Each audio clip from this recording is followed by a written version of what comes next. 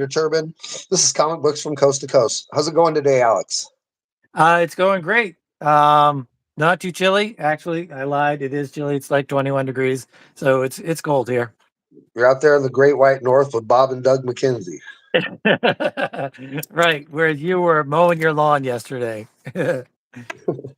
Yeah, it was beautiful here. Like it's a little overcast today, but it was a gorgeous, like spring kind of day yesterday. So we're hanging out today, a couple comic book guys, your comic book guys from coast to coast, and we're looking at a seminal piece of one of the most incredible examples of artistry and storytelling. This might be the impetus of the manga movement in America, like the key thing, along with a few other ideas, obviously. But this is one of the big ones. I have a quick question for you. Did you discover this material through the early film, or did you discover it as a comic? I got it as a comic book, and I only got it because Frank Miller did the cover and all of that stuff. So you Um, never saw the movie as a kid? The no, edit, because like there's a series of films, and then they edited like the first two of those films into a shortcut of it and brought it to America under the name of Shogun Assassin, and it played on like yeah, yep, Cinemax and HBO yep. and stuff like that. I there's like 5 or 6 of the movies, and I just watched them. I don't think I watched all of them. I think I watched 3 of them. Just like last month on Tubi, because Tubi is the Do you greatest have channel HBO? ever. Huh? Do you have HBO? Yeah, it's there on HBO too. Yes, they're on the Criterion Collection. Oh, that's cool. That's cool. No, They have I all watch it they on have all of Tubi. them. They have all 6 of them, and they're Maybe I that's don't know. where I watched them. I would say I don't know what they're like on Tubi, but they're beautifully restored on Yeah. Yeah, and I was HBO. watching them, and my wife was making fun of them, and I'm like, "What? Wow, how could you ever make fun of these movies? They're fantastic. Well, They're awesome." She being doesn't perfectly get it. honest, like those, like I've often wondered why no one has done a big budget remake of those films, because they're kind of like they were like a little bit like James Bond movies, and they're from that same time as the early Bond films. They were made in the Yeah, '60s. yeah, Um, and they have a little bit of that vibe like early Bond movies. You know what I mean? They have that's like true. their soundtrack even vibes a little bit like the early Bond stuff in some That places. that's that's true. And to be honest, they are a little bit like the blood's not really very realistic Yeah, looking it's and super stuff pink like or that. whatever. It's like Yeah, real, looks yeah. like candle Which wax or is whatever. Yeah, which is unfortunate, but I mean, they're still fantastic movies, and I love them. They're not Oh as yeah, good as the comic, obviously, because nothing ever is. But also, one of the big thing is, even though like you have the movies, but you also have so many inspirations by this dynamic of the warrior and the kid, like the Mandalorian. That is classic, Lone Wolf and Cub. it is. Yeah, Road they're road fully, vibing on the. I mean, it's Yeah, obviously it's its own version, but they have the core concept intact, and yeah, yeah, that's essentially what they're delivering is the idea of the valiant father character protecting the very stalwart son character or whatever that while also. I mean, Daigoro is essentially the hero of the story. You know what I mean? It's like yeah, yeah, he's awesome. Hideo Ogami is like the main guy or whatever, and we're like sort of, sold on the idea that it's about him. But I feel like Daigoro is really the hero of all this or whatever. That's hard to say because the old man does a whole bunch of really cool stuff. Like, take you think they're gonna get trapped or whatever, and then he whips something out that's just gonna, save the day. So he's pretty awesome. Yeah, So these are fantastic. They're such they're just like they're a high watermark in storytelling and art. There's such an original idea. There's a really great page in here where it breaks it all down in the idea, and I don't, obviously I'm not some scholar person or anything like that, but I wonder, like how historically accurate the things it talks about in here is, oh, because it seems I like bet it's very. that's what I mean. It seems like the guys that did this were pretty, thorough when it comes to investigating their own country's past, and Yeah, this yeah. takes place. Their whole story sort of takes place in a window where things were going really badly and it wasn't terribly well recorded. And then a Yeah. couple of very important families Slow disappeared. down and go. Can you slow down and go back to the beginning? What Because do you I mean don't the what? the beginning of the book. Because I'm not going to crack mine open because I'm a seller, and No, yeah, this we'll is go to the beginning. this I is just this is wanted to kind of a nice copy. I just wanted to go to this page right here because Yeah. this page has this sort of like this is like the impetus of the whole story right here. This is sort of Right. like Right. when you read you know, rocketed from Krypton at birth, you know what I mean, faster than a speeding bullet or whatever, you know what I mean? You know how they'll write that thing that's like this is this character's origin or the story of this character. And when you Right. read this whole thing right here, it basically breaks down the entire idea of lone wolf and cub or whatever, you know. And it's like, you know, it talks about the three sort of like governmental judicial branches, you know, that run their system. And it's like, you know, the garden wardens, which are the ninja spies, and then the assassins empowered to terminate all of important personages who obstructed the shogunate's policy. And then the single assassin, which is like the family assassin, and he's the guy who kills you publicly or whatever. You know what I mean? When you've done something wrong, you know, he's essentially the executioner, you know, the Yeah. axe man or Yeah. whatever. And I then it goes on to go ahead. I think we need to talk about the cover. Oh, we will. We'll go back to the beginning. I just wanted to touch on this real fast, Yeah. and then it goes over here to the Kurakawa clan. You know, went the honor of the shogun spies, the Yagu, and that's like the bad guys in the story or Yeah. whatever. Yeah. Were designated assassins, and to the Ogami clan, the crest of the officer of death. These three secret services of the shogunate breathed a chill of terror into the hearts of daimyo across Japan. History. This is the you know the real historical part where it's all history records that in 1655, in the first year of the reign of the Gokomyo emperor, the Ogami family disappeared. So that's like a record, you would think. You know, like some point this famous family just got banished or whatever without a trace. And in this place, the Yagu wielded the two-handed sword of the assassin and the executioner. And then, with the dawn of the Tinu in 1861, the Yagu also vanished into the oblivion of time. Assassin and Executioner. This is the story of that forgotten mystery and the tale of the baby card assassin. So there's a little, you know, window in their history where these two very important families just sort of are disappeared off the face of the earth, and then they fashion the story from that idea. Yeah. Yeah. Did you ever read Musashi? I've never really dug too deep into it, but I do have a couple of issues. Um, no, they're books. They're not comics. No, there's Um, comics. There's it's a manga as well. Musashi's a manga. I might have to check that Yeah, out then. I could Um, bust them out sometime if you want to check them out. Yeah, yeah, yeah, definitely. I definitely do. Because I think there's either 3 or 5 books, and then see that movie has Toshiro Mifune, and it is big budget and stuff that but I think it's been done like 3 or 4 different times because you know Musashi is like an icon of Japanese culture and stuff. sure. Yeah, How much are you or how much were you into Japanese samurai and ninjas and all that stuff? well, I mean, just as much as any kid or whatever. I liked anything. You know, I discovered this stuff like literally the exact same time I discovered like Excalibur Yeah. and just sort of grindhouse like sword and sorcery stuff. Like I was so into like things like Ator and freaking Beastmaster and you know what I mean, dude? Just Yeah. like Yeah. anything that was cheesy and low budget had violence in it. Conan, Sword and the Sorcerer.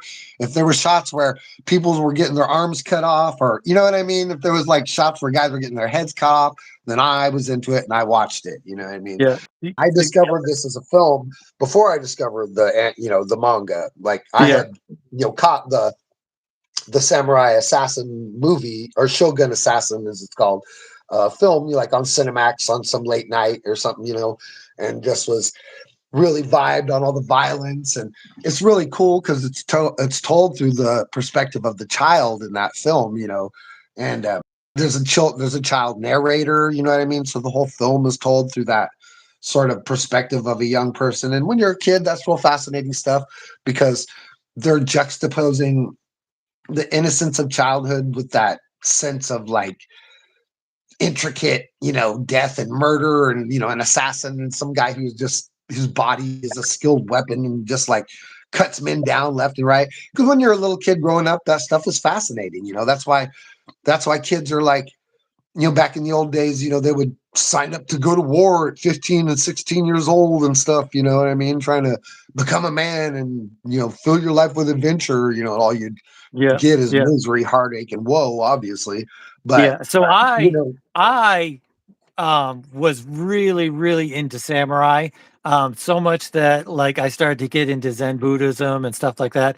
But like I would watch every movie, read every book. I read The Five Rings by Miyamoto Musashi, who we were talking about earlier. that's Um, cool.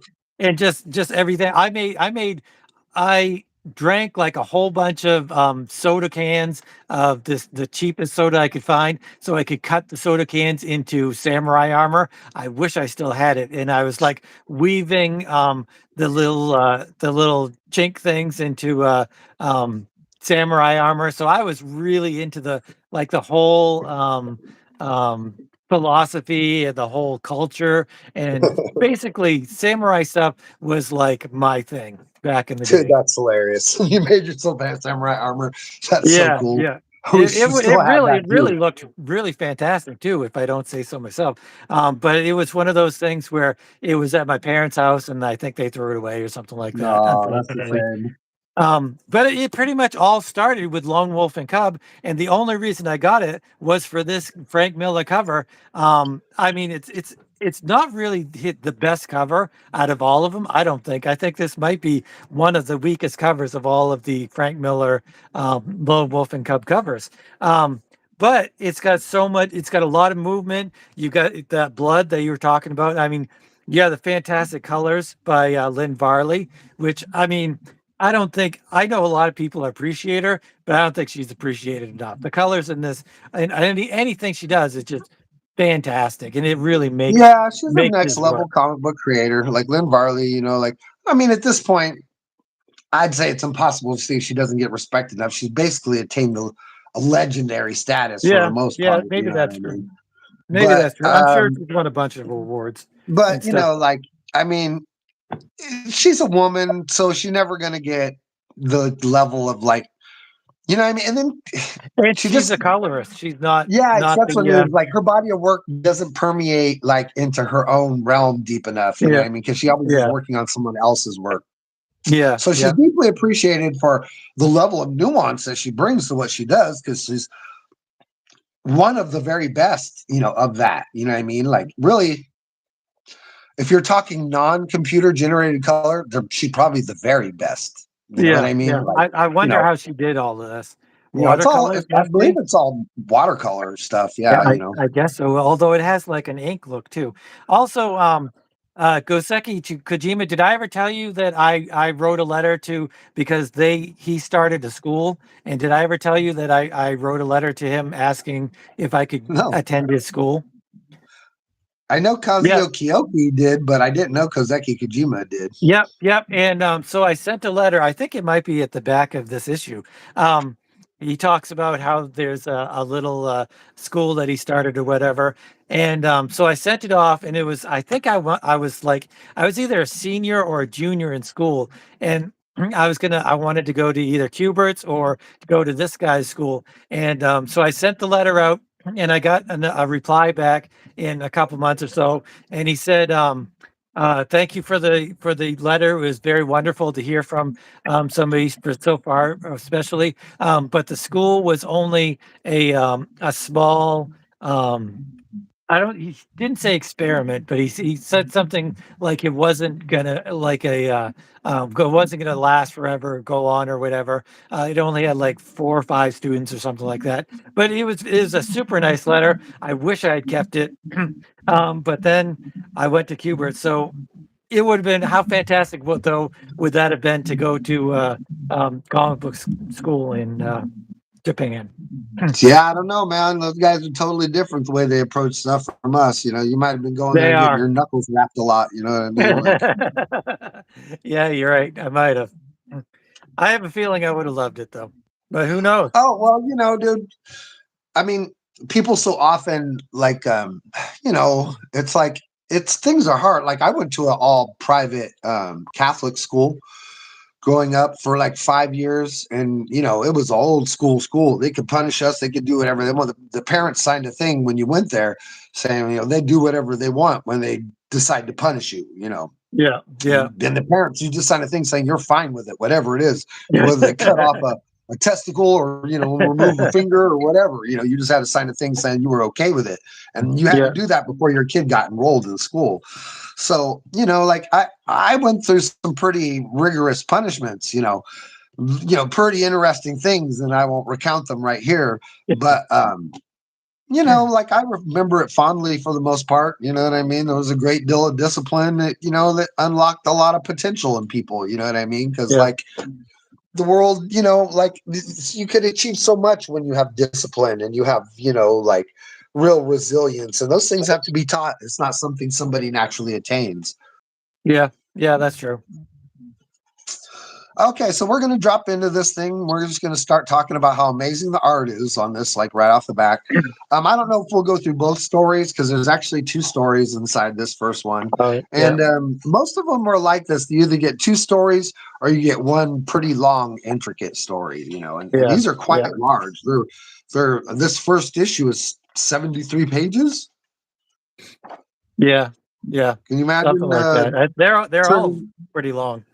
Yeah, can you imagine turning in a 73-page first issue? Yeah, I know.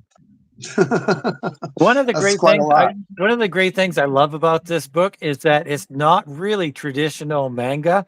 Like you can tell it's manga, you can tell it's Japanese, but their eyes aren't like super wide. They're not, You they're know not doing a why? lot of traditional stuff. Because there is no tradition when they're doing this. That stuff doesn't Right. really exist yet. They're still That's creating the true. code for all that stuff. You know what I mean? That's So true. these guys are not going by some codex of like what everybody else is doing or anything like that. If anything, they're trying to capture a very authentic sort of like historical look with this. And like you look at this guy looks like Toshiro Mifune. So it makes you Yeah. wonder if like, Yep. if he isn't modeled after the actor himself, you know I what I wouldn't be mean? Like, surprised. I wouldn't be surprised either, because it's really no different than looking at like Robert Redford and making Daredevil or something like that. You know what I mean? Because it's like Yeah. a little uncanny how much Daredevil just happens to look like Robert Redford. You know what I mean? Like, Yeah. Yeah. yeah, I mean, doesn't Daredevil in the '60s, drawn by Frank Miller and all those guys, look just like Robert Redford? I mean, He he kind of does. does. Yeah. So it's like I'm pretty sure that's not a coincidence. R.I.P. Robert Redford. Yeah, yeah. He just Rest in died a peace. couple months ago, right? My mom just died this year too. There's a lot of we've lost a lot of really great people this year. Yeah. Yeah. But yeah, this opening, this is a legendary story. I don't even know how many people need us to break it down for them. It's so well known, you know what I mean? But we'll touch base on the whole, because this is like, this is no less epic or no less well known than Batman having his parents killed in the alleyway. You know what I mean? Probably, yeah, yeah. It's no less epic, or no less well known than like Tarzan being adopted by the Well, apes, whatever. It's well, like there's that's the thing though. You have characters like Batman, Superman, Marvel characters, Spider-Man, and they're reworked every, 5, 10, 15 years. Their origins are retold, they're changed maybe a little bit or whatever. But this, they really can't redo it. I mean, they could, I suppose, but I don't ever see that really happening where they well, redo the manga the because thing is, it's one long story. It's not a continuous character. this is not owned by a company that could Right, constantly come back to it and mess with it. right, This is right. a product of two gentlemen. They retain all the rights to it. You know what I mean? Their Yeah, family yeah. owns. So that prevents that from happening. I'm sure if this was just owned by some generic company, they would probably go back and do that again and again and again. But luckily, because these two guys were real creators and they hung on tight to their idea, and that can never be done again and again. And it's attained a historical nature now. You know what I mean? Like it's so It well certainly known. has. Yeah, yeah. So the story is that this guy is the shogun's head assassin, and he's been betrayed through political reasoning. to where he's become so powerful that the shogun has essentially it's a little bit like say like Atreides in Dune. Like they've become Yeah, so yeah, pretty popular much. with with the clans, and he's attained such a level of popularity and notoriety that he's now become like a threat to the emperor that is running everything. Like he's beginning to fear the guy that he employs. How Can you popular he's can you become, how well he's liked. can you go back and see what year this was published? It's 1987. 87. Yeah. I Yeah, wonder what year 1987. it was originally published. Oh, it's got to be like late 50s, early 60s, I would imagine. You know what I Yeah. mean? I'm going to say Yeah. probably like 58 or 59 or 61, 62 is probably when it starts. Maybe 63 or something like that. You know what I mean? It's got to be somewhere After around there. after Dune, you think? I don't really, that's an interesting thought. I really don't know. We'd have to look into that. Like we'd have to like Wikipedia some of Yeah. that stuff to see, Yeah. you know what I mean? But Yeah. yeah, I'm not sure when their actual publications, but it's got to be somewhere around there, because this stuff is already finished by the time these guys have begun this. You know what I mean? Here in Right. '87, the book has already run its course, and I know it ran for 15 or 20 years before they finished Yeah. it. Yeah. Yeah. So So I don't know because like you were saying, it just saying that it clicked. There is such a similarity between this and Dune. yeah, it's there's a bit of likeliness to the characters there for sure. Yeah. Um, and like in Dune, he's essentially got so popular that they want to get rid of him. They're Yeah. just a little bit of afraid of his influence and his ability, and they just want to get rid of him. So he's been ordered to kill himself, and they're going to essentially wipe his whole family out. He's not going to go down that easily, and they murder his wife. He comes home to find that, and now he's stuck with a brand new infant. I mean, this child is maybe a year old or something like that. You know what I mean? Maybe a little bit over a year, maybe smidge under a year, Yeah. somewhere right around there. I forget. I forget. Did you go past the fight scene or is No, this the first page? these are the very first pages. Yeah, it Oh, opens up with right. them looking at he sees the little ball and remembers Right. a Right. different ball. Right. So it's going to flash back Yeah, so to what happens. we Yeah. see the ball right here, and the ball attains this great heaviness as he is about to make a life-changing decision. And so, in this incredible level of storytelling and, just beautiful, beautiful art all throughout, we get this really poignant moment where his father places his sword down, places the little ball down. And the child is meant to decide for itself, should it go to the ball? He'll send the little boy to his mother. And that's really what he wants to do. He wants to Yeah. Yep. set the He does. child free. He doesn't want to, doom this child to living a life like he's going to, like he's, resided himself to be living. And, he probably doesn't expect to live for very long. He's thinking, what do I got? A month, 3 months, a couple days. You know what I mean? Yeah. He's just like It, resigned himself to make, this guy's life miserable for doing this to his family. But yeah. the child picks the sword. So by picking the sword, he decides to go on this journey with his father, whether he likes it or not. It's Mufamudo, right? That he says the road to hell is the Um, decision. I think that's what it let's was. see. So it's Mufamudo. dummy time. Heart will decide. And then the baby picks the sword. You would have been happier at your mother's side. It doesn't say what he calls it or I, whatever, I think but I I think it mean, says it. I think it says it he somewhere. does later on. He's my son and I are no longer ordinary men. We have entered the gates of hell. Right. Um, Right. yeah, I don't see here where he goes. It says somewhere. I'm pretty sure that's what it Let's was. see. Becoming an Mufamudo. assassin, avenging the Gami clan, crash the traitorous Yagu clan. The Assassin's Road. Listen well, Daigaro. From now on, your father follows the road of blood and death, of slaughter without mercy. I'm sure it probably says it in here Yeah, somewhere, it does. But yeah, it doesn't appear to be like right here in these front pages. But I know he repeats it over and over again. It's a theme that's Yeah. constantly, Yeah. throughout the series. You can't open up an episode without hearing him say it. You know what I mean? At some point, he always goes, "Oh, I'm on the road to hell," like or Yeah. whatever. Yeah. Yeah. Um, And yeah, I mean the scene where he has the sword, he stabs the sword in the ground and he puts the ball on the ground and he That's iconic. That's an iconic scene. Yeah, like that's Um, right here.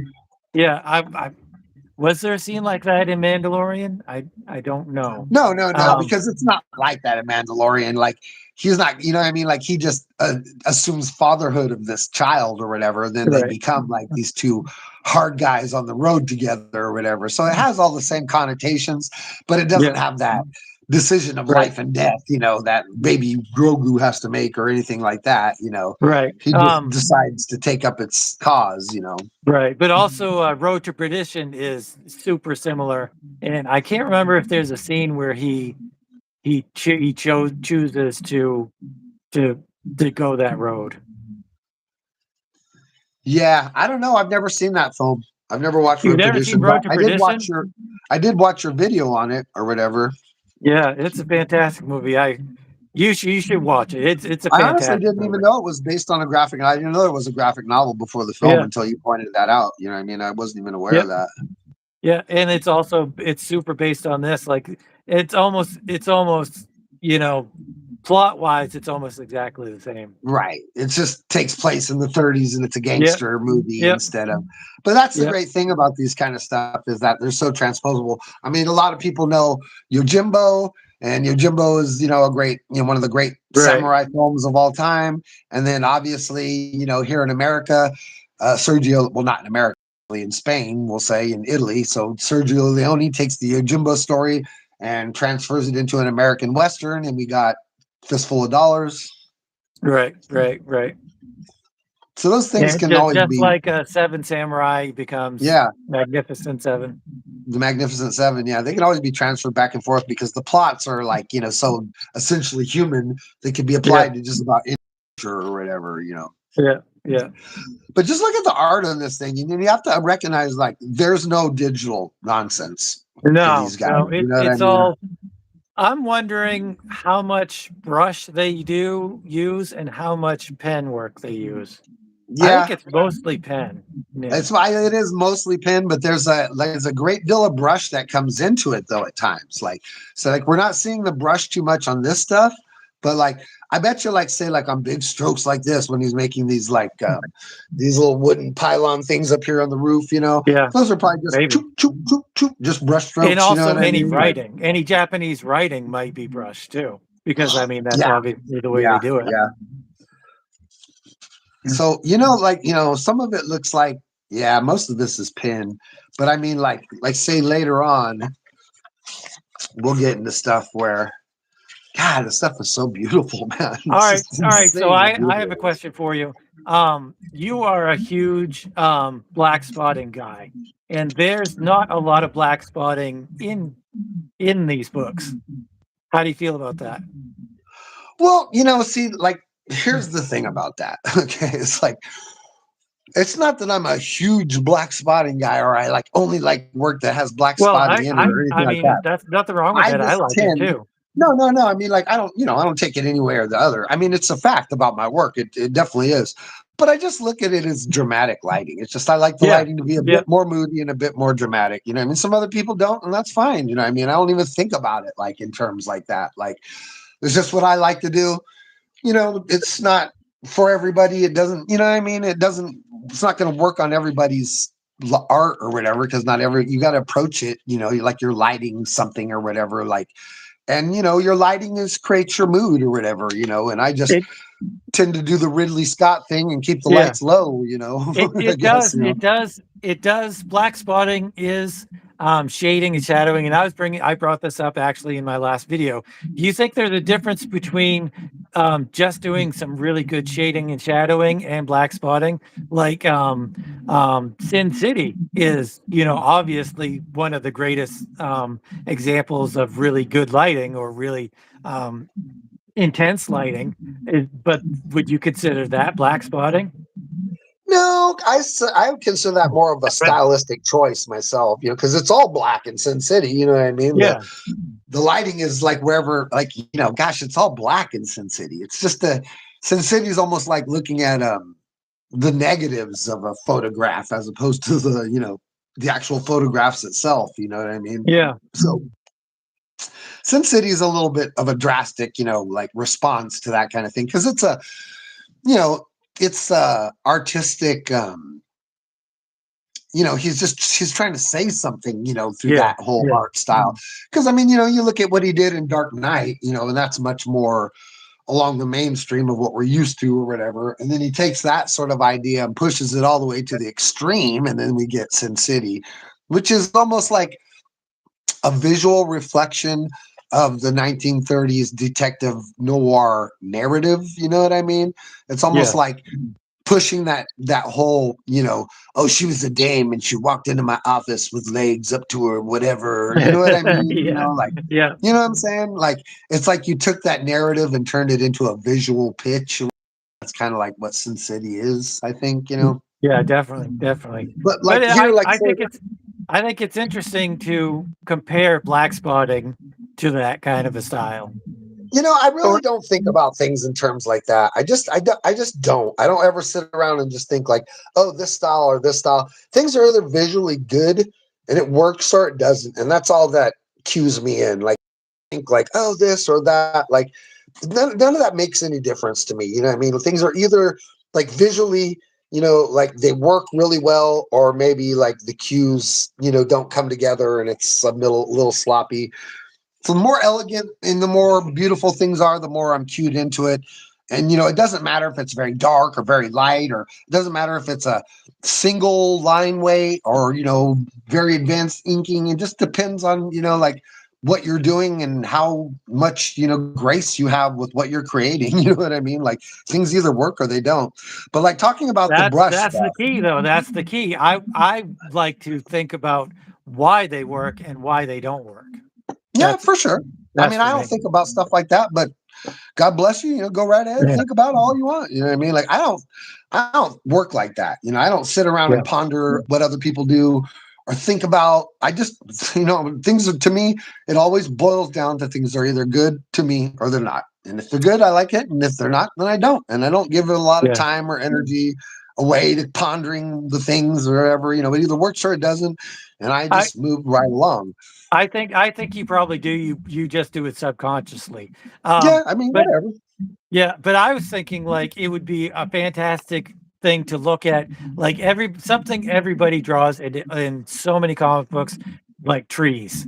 You know, I think we should For go sure. over a whole bunch of different artists how they draw trees because I everybody think does that it would be a good differently, even episode. though it's Like the I same said, thing.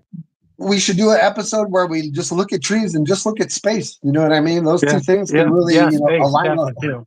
a lot of what artists do. Look at what they Yeah, do when they draw space. Look at what they do when they draw trees, yeah, for yeah, sure. But getting back to the art in this thing, like, yeah, okay, like it's yeah, really, it's really cool because there's like, this stuff is so beautiful. And you just like, I mean, it's so intricate. And like some of this stuff is just looks like it has, you know, hundreds of hours put into it, possibly. You know what I mean? yeah. Like I know it probably isn't, but it looks, like it does or whatever. I mean, some of the stuff is so gorgeous and so brilliant or whatever. And then we're talking about how like all that is pen, but then we'll get to something like this. All of this looks brushed. You know what I mean? I don't Yeah, think there's yeah. any pen in any of that. That's, Maybe it's the nature stuff that they do with the brush. yeah, That's dude. Like I possible. don't know, but like yeah, like I think all this was done with a brush. Like I think all these twigs are done with a brush. You know what I mean? Yeah, And just that beautiful nuanced sea, and you could just see how this would be all orange or whatever if this was actually painted. You know what I mean? Like this is a sunset happening. So even though it's black and white, it's very like depicted. And then we move to this very foggy, misty beach right here, and all of that comes across in this just like soft watercolor. Not even watercolor. I guess this is ink wash. Just ink wash right. brushwork right here. Yeah, yeah. If they came out with the color version of this, would you get it? I don't. Maybe if Lynn Varley covered it. You know what I mean? Like, I think she might be the only person that could color something like this and actually like give it some justice. You know what I mean? Yeah, Because this is very similar. Like this, almost like this, like the inking, especially like the inking is like very reminiscent of like Batman Year One. yeah, yeah. You mean the way the I figures love are? how they're not afraid of the positive and negative space. Like I talk a lot about backgrounds and stuff, in that and whether or not that's good for the artist to do. Which usually a good background is obviously good for the artist and good for the art and stuff. But if you actually know how to place your positive and negative space, then you don't need as many backgrounds because you know exactly what's going on. Yeah, I think that's always going to be, I will agree with that 100% to a certain extent, because like, and my work personally, like I will give you a big, like, expansive background shot. Like I'll give you a big where you see everything that's happening, like and all the little details or whatever, whatever craziness you're trying to give it, I'll give it one big effort, or occasionally, like if you're in that same spot throughout the story, you might see it a handful of times, but I usually just give you one really good shot of that background, and then I'll just, Yeah, yeah. move on to story things. You know what I A mean? I nice don't establishing shot. Yeah. just to kind of give you like, whatever, like a really strong version of whatever they're in or that kind of thing, and then I try to avoid it, like. Like that stuff of yours I'm coloring right now. I'm just cursing you on every page, okay? Because Well, here, you did that computer background or whatever, you did that background that you scanned in, and then you yeah, just scanned it into like half of the shots or whatever, you know yep, what I mean? yep. It's the same shot, only different. That Different is totally corners of it. computer used because So or because you were, Xerox. you had it on the computer, you just used it Yep, ad lib or whatever, so it's in there all over the place when it yep. normally something like that would only appear once or twice. Yeah, yeah, but that was the whole point of it was that I wanted this intense technological thing, so I wanted the page to be filled with technology and not, Yeah. the other panel has nothing or very few technology. I wanted it packed chock full of the Yeah, well, technology that that's was why this is important to the taking me story. like 2 weeks to get these things done or whatever. Yeah, I've been coloring that background 15 times in 15 different shots. You know what I yeah, mean? Like yeah, it's like it's there, it's there, it's there, it's there. Freaking, it's there, dude. It's just like over and over and over again, and every single time I have to go in with 15 different colors and just like do all yep, these little spots and all these little crags and predges, or whatever. But whatever, it looks good. yeah, yeah. It looks great. There But you go. yeah, There's man. right there. I love that panel. It's got him there, and then the trees in the background or in the side or whatever. Yeah, this the thousand Fantastic. year cypress with the caves behind it or whatever. Yeah. Like I said, you get two stories in this thing. I don't want to go too much into like that whole end of it because there's so much in these stories or whatever. I mean, I just want you to get to I want you to get to the fight scene where I think that's it right there. yeah, it's right here. Just like the Game of Thrones scene where Ito is fighting the Yagyu warrior. Have you Yeah, gone past that? that's right here. This is it right here. That's right here. It's sunrise or No, whatever. And no, where they're fighting in front of the Shogun. oh no, there's no fighting in front of a shogun scene. Is Are you that talking not in about this back one? here? That's not the shogun. Are you talking about this guy back here or whatever, the prefect guy or whatever? This one where he gets killed. Right here. No.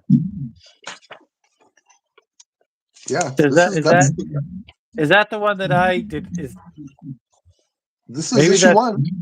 yeah, maybe it's the issue that I reviewed where they're fighting in front of the Shogun and You're talking about. Watch, I have it right here. Hang on. where the bad guy points his sword at the Shogun. It's almost exactly the same scene as in Game of Thrones where the Mountain and the Hound are fighting, and they stop. The king says stop, and the Hound kneels, whereas the Mountain points his sword at him. I don't. That's definitely not in the first issue. Huh. Are you talking about this one? I don't know what issue it is. It's how he loses his job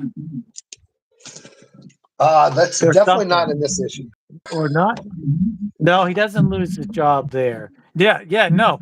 He keeps his job, but because of the battle, and that's when the Yagyu decide to destroy his clan. If he had just lost that fight, then the Yagyu would have left him alone. No, that's not in this issue. So I'm not sure where that appears or which issue you're talking about there, but it's definitely not Yeah. in this one.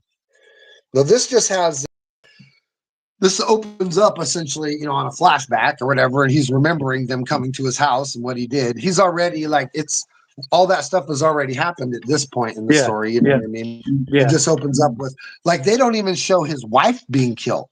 You know what I mean? Right. Right. Like this doesn't even have the scene where he comes in and finds his wife dead, and picks her up and all that stuff. Right. This doesn't have like because I know there's a scene where they practice in the water. Like their technique Yeah. is you have to stand in water and freaking and do all your. That's how you get your such powerful slashing. Go back a couple pages. How do you feel about that page, that panel with the all the action lines? What, this one? Yeah. Dude, there's nothing in here that isn't beautiful and perfect to me. There's the a funny lot thing of too is like when I first got this as a kid, because these are I bought these in 1987. You know what I mean? This is my original copy from then. And all these I have, were from that original one, and I just wanted the book to look like this. You know what I mean? Yeah. Like when I opened it up and it didn't look like this, I was bummed. Like it took me. I'm exactly the same way. Exactly. Yeah. It took me a long time to learn to appreciate what they were doing here. Yeah. Because like, say as a kid, like, like I would look at this and think like, wow, that's really good. And then I wouldn't really necessarily understand. Love that negative space. That go back a page. Love that negative space. That is so fantastic. If you had put a background in there, that would have so lessened the impact of that panel. Of the whole page, the whole scene. And then dude, it's a trip too, because like say like, as an American comic book reader, like say if I'm like just glancing at this stuff, it might be a little tough for me to figure out sometimes where to go with the panels, right? Like, like when I opened this up yesterday and was looking through it and was like, kind of there was a few moments where I was like, oh, like, is it this to this or this to this?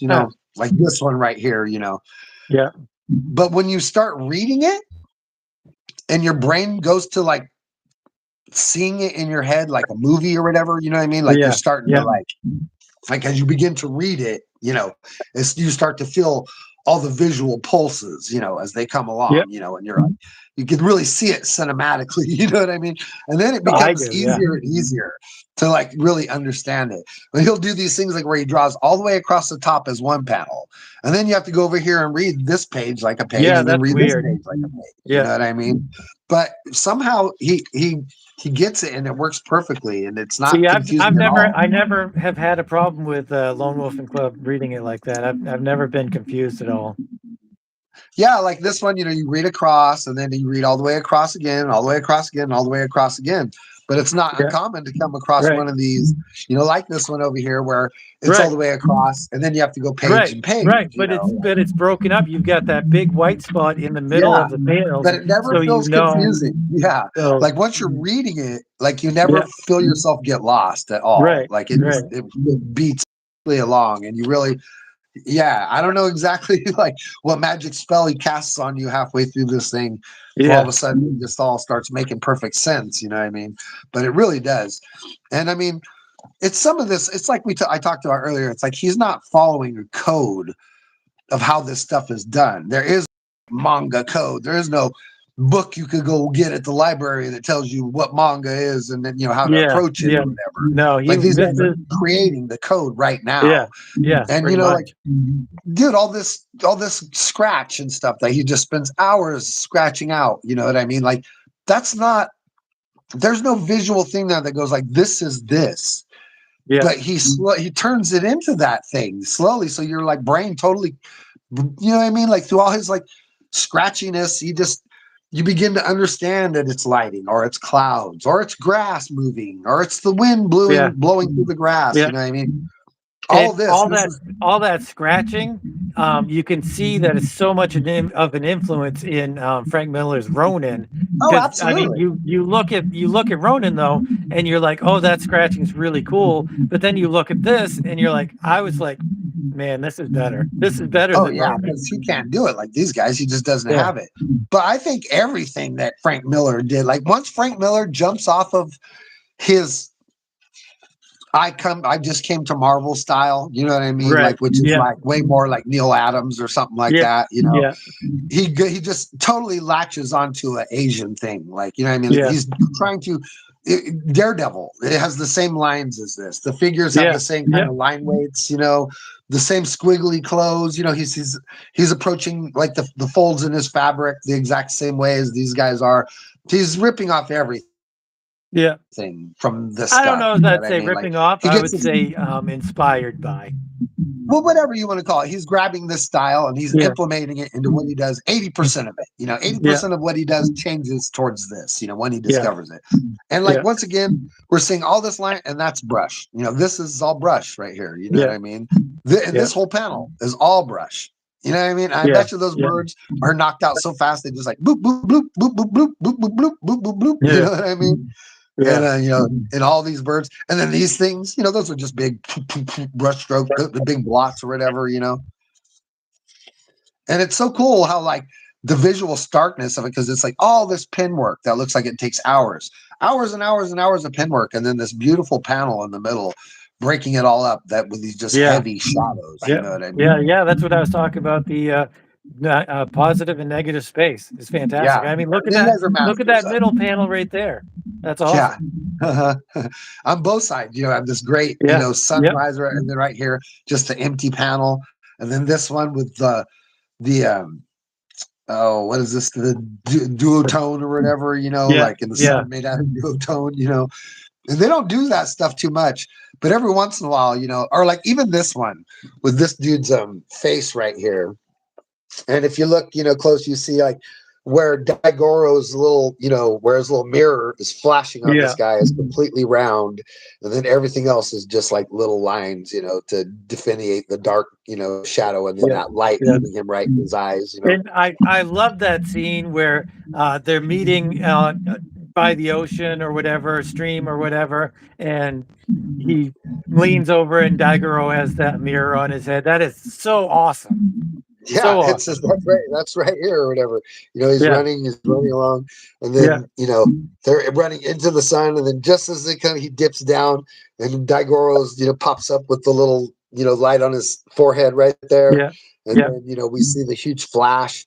It's just like the sun hitting it hella hard, and this yeah, guy just over there, just like just hecka yeah. blinded or whatever, Yeah, like and which goes against the samurai code, and so he's completely taken aback by him doing that because he kind of feels like it's cheating.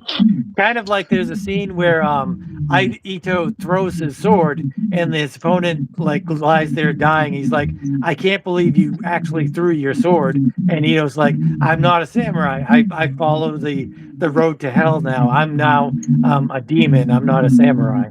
yeah, there's like in Star Wars, there's like with lightsaber battles or whatever, there's a Yeah, rule that you can't turn off your lightsaber and turn it back on. You know what I mean? And if you do that, and if you win by doing that, it's considered like the most unhonorable thing you could do or right, whatever. right. And even the Sith Lords won't do it, but sometimes like someone will do that or whatever. Like say they're blocking your sword or whatever, and then you'll turn your sword off and turn it back on. You know what I mean? To Yeah, undo the block. You know, and yeah. it's that kind of thing where you're just like, it's not a move that you're supposed to ever do. Like if you want to be honorable. But yeah, dude, it blows me away that he's able to go back and forth between like, this beautiful brush stuff and the incredible line work. And you'd think there would be like with the amount of like texture and the amount of different kind of like vibes he could get in a single image, that you would think most of it is done with duotone, but it isn't. It's almost all Yeah, done no, exclusively with ink wash and pen. yeah, yeah, and or like doing hatching, just the Yeah, one line hatching. across. And just like, yeah, What? like I mean, just to touch base on this thing right there, like that, that's a snowstorm. It's him marching through, and this is so visual. We have his his snowshoes, plowing through the snow, and then the cart, and then the baby, and then this is another one where it goes across, and then the snow sled, and then a far back shot of the, him pushing the cart, and then Yeah. even further back shot of him pushing the cart, and then just this continuous, like, just sketchiness of the wind and the stone and the Yeah. grass and Yeah. the And trees. the fact that they take their time setting up a scene and going through the scene. I feel like one great thing about manga is that they don't feel rushed. They never feel rushed to tell the story or set up a shot or anything. They're going to take their time. Sometimes it's too Yeah, long. You could go a that, whole comic book with nothing happening except for that's why someone we got walking. a 78-page first issue here. You know what I mean, dude? Yeah. Like, they don't skimp on nothing, man. Yeah. Nothing. And like this shot right here, them like taking these guys out. But we're running out of time here, and I want to touch base on this real quick here. There was a little something here, and this was one of the scenes that really it's an avalanche.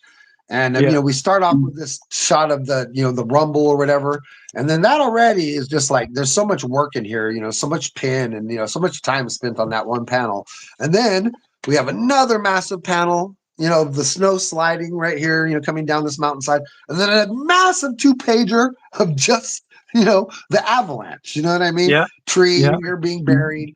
Just how do you create the illusion of snow sliding? You know what I mean? And Yeah. cracking and fracturing. Like Yeah. there, like sometimes we'll get, in our artist group, you'll get somebody popping up being like, "How do you draw static on a TV screen?" Or Yeah. you'll get someone asking a question like, "How to do something very esoteric?" And it's like, some guy's going to come to you and be like, "How do you draw avalanche?" Like, turning the, smoky snow drifting away from, the mountainside as it crumbles away. It's like, I don't know. Like, I Yeah. don't know Yeah. how you do that. Refer to Grab Lone your, Wolf and Cub. yeah, grab your pen and just go for it, dude. You know what I mean? Like, and then it's still going, just, so we've already have like 4 pages or no, 4 panels, but 2 almost full pages, this one. Now we got an entire 2 pages of nothing but snow falling. 2 more pages of 1 full page of snow falling, and then this beautiful misty. I'm thinking of Daigoro who's being buried behind the cave right now. All like the Buddhist monk is now, his life is in Buddha's hand. You know what I mean? Yeah. Because like the avalanche has fallen and Daigoro is behind there. Like he may never see him again. And then another 2 pages More of just the avalanche. snow of the avalanche, dude. So that's 1, 2, 3, 4, like 7 pages of just the avalanche falling, Yeah. dude. Yeah. You know what I That's mean? awesome. I'm cool with that. That's insane, right? Like, so It makes it the event to be massive, and yeah, that's what you dude, want it from a does. 2 page or a double page or whatever. That's a massive Like event. like in Six Lords, dude. Like in Six Lords, in the very, in the end sequence or whatever, you get like, a double pager, and then a double pager, and then a double pager, you know what Double I and mean? another double pager. Yeah, and then these were supposed to be triples, you know what I mean? And then another triple, and that's me trying to do this kind of thing, you know Yeah. what I mean? Yeah. Obviously, I'm not like these guys. These guys are insanely talented, and I'm a nobody.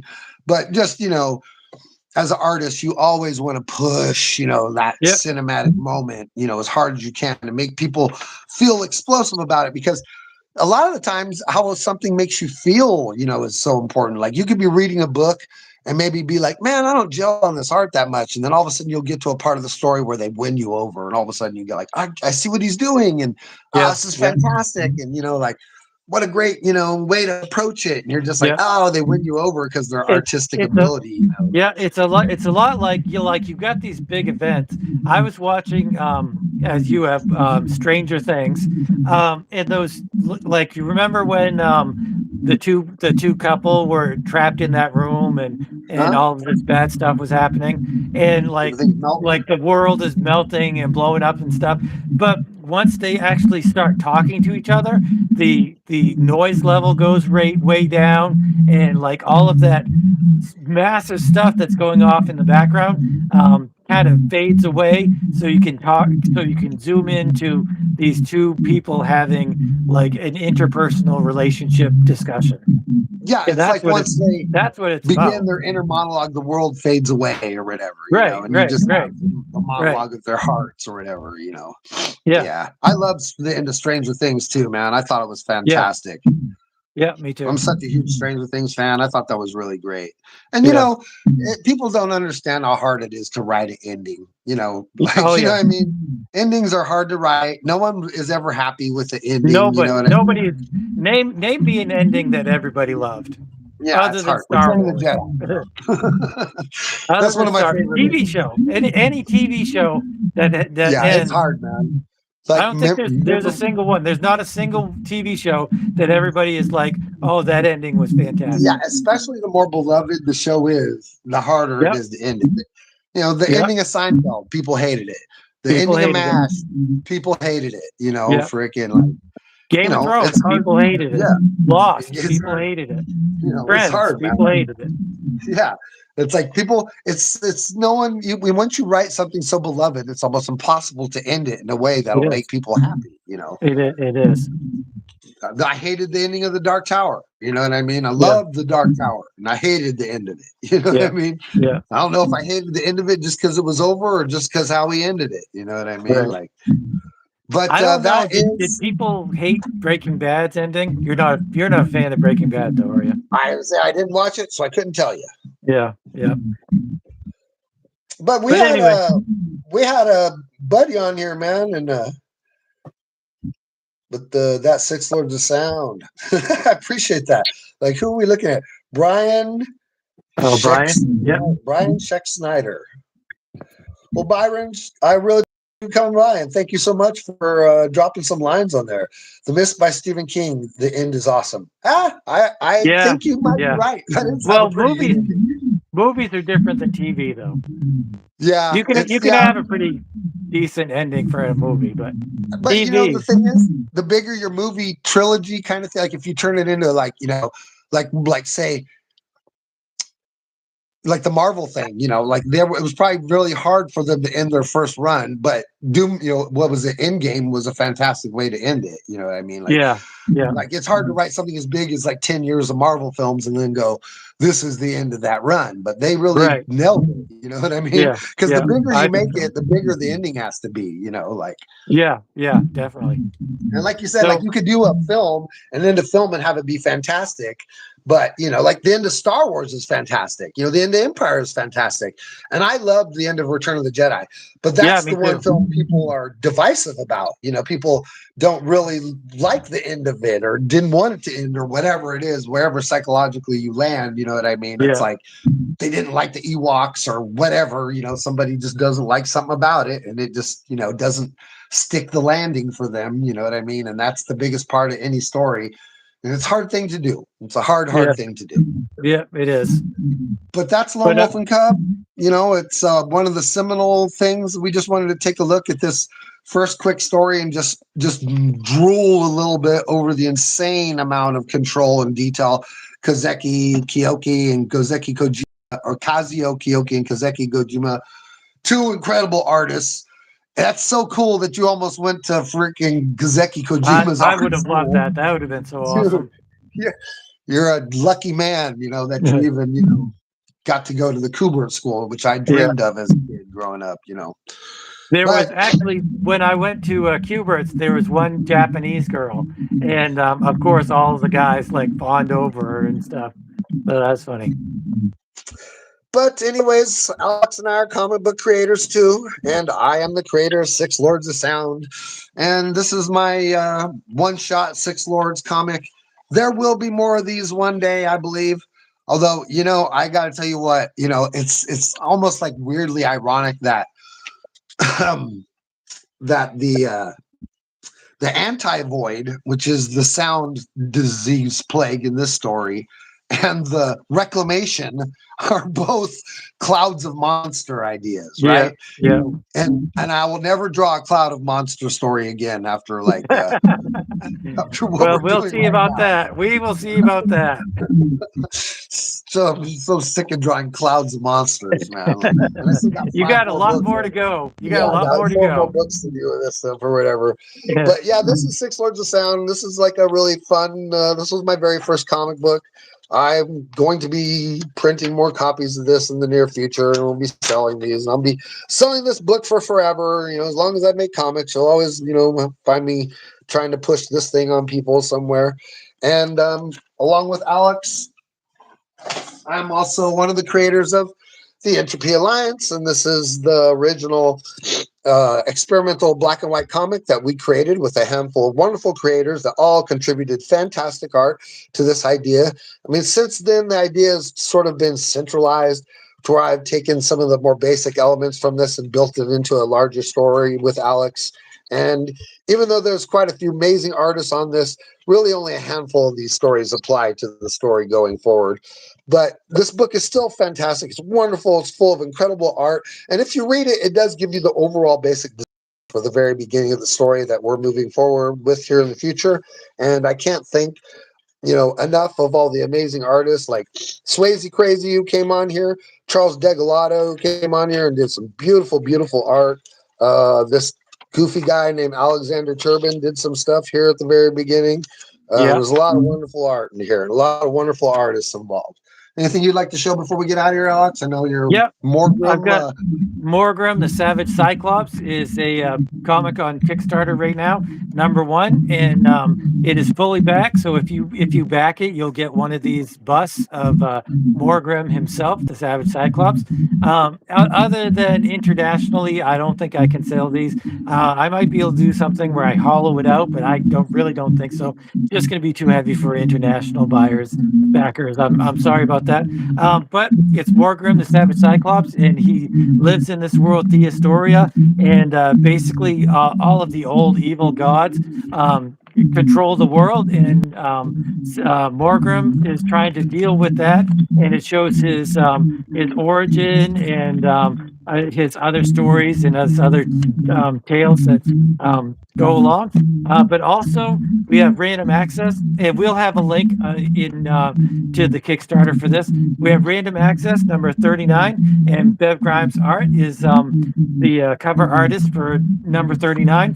And this will be going out to Patreons. You can get this at patreon.com/Alex Turbin. It's $3 a month for a 20-page full color comic book. Most of it's full color, some of it's black and white. But yep, it's $3 for a 20-page comic book. I think that's a pretty awesome deal. Yeah, and And it's got fantastic art.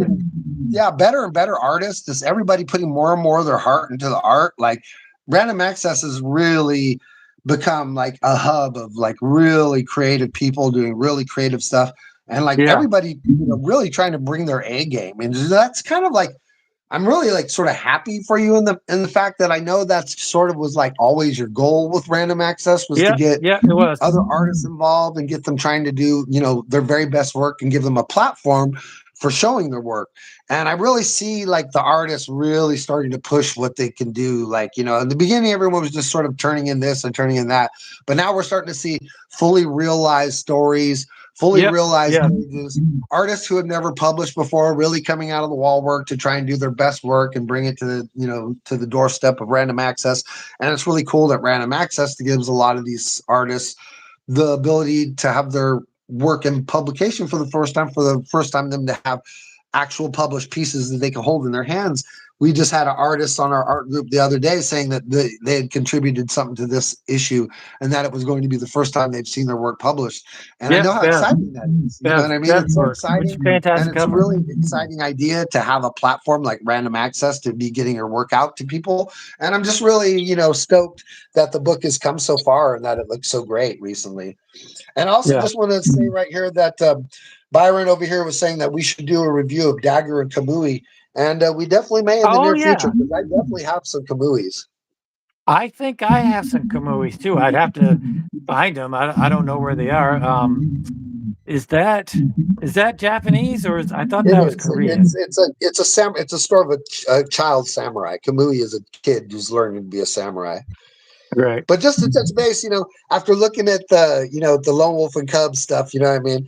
Just like, look at this black and white, freaking, Entropy Alliance right here. And you're going to see, like, say, even like right here, like this one right here. tell me like that doesn't look like it could be like right out of a samurai thing or whatever. Like, you know what Yeah, I mean? Those yeah, guys right definitely. there or whatever. Like, you know, and that was the fun thing. Like originally I wanted Six Lords of Sound to be, you know, an all black and white thing because I'm like obsessed with the manga thing and I want to draw something that's good enough to just stand on its own in black and white. Now, of course, I'm not really trying to sit here and say that I think my art is that good. And I know I sound like a jackass if I say things like that. But my goal is to really try and draw art that, you know, even in its black and white form, like intrigues people and draws them into the concept, you know, and gets them so excited and charged that you're just like, you know, really involved with the idea, like right off the back. Now, color always adds an amazing level, and it really always sets a story free when you're adding color to it because it makes it more explosive somehow. I'm not even sure how psychologically how that works. But man, the black and white art, you know, I'm such a huge fan. And like, you know, when you could do it right, it's always so beautiful. Yeah, yeah. Nothing to take away from black and white. I love Yeah. color. I love I black and love white. black I and love them white. both. Yeah. So, anyways, anything else we want to touch base on before we get out of here? No, I think we're all good.